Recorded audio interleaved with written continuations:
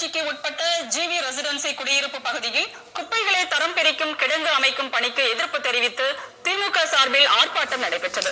ஆர்ப்பாட்டத்தில் ஈடுபட்ட திமுகவினரை காவல்துறையினர் கைது செய்தனர்.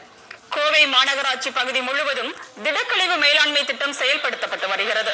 அதன் ஒரு பகுதியாக ஜிவி ரெசிடென்சி குடியிருப்பு பகுதியில் ஓடையின் அருகில் உள்ள 40 அடி திட்ட சாலையில் மாநகராட்சி நிர்வாகம் இடம் ஆக்கிரமிப்பை செய்து குப்பைகளை பிரித்து உரம் தயாரிக்கக்கூடிய தொழிற்சாலைக்கான பணிகள் நடைபெற்று வருகின்றன. இதற்கு பெரியார் நகர், அன்னை இந்திரா நகர், பாரதி நகர், அண்ணா நகர் உள்ளிட்ட பகுதிகளில் வசிக்கும் மக்கள் கடும் கண்டனம் தெரிவித்தனர். இந்நிலையில் குடியிருப்பு பகுதியில் குப்பை கிடங்கு அமைப்பதற்கு எதிர்ப்பு தெரிவித்து திமுக சார்பில் கண்டன ஆர்ப்பாட்டம் நடைபெற்றது. ஆர்ப்பாட்டத்தில் ஈடுபட்டவர்களை காவல்துறையினர் கைது செய்தனர்.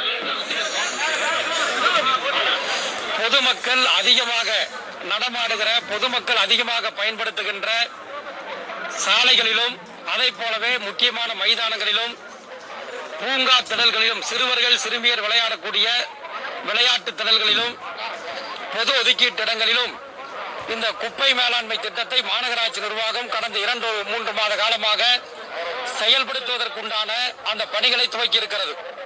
இந்த நகரத்தவே குப்பை நகரமாக மாற்றுவதற்கு இந்த எடப்பாடியினுடைய அரசும் அதற்கு முயற்சி செய்து கொண்டிருக்கிறது.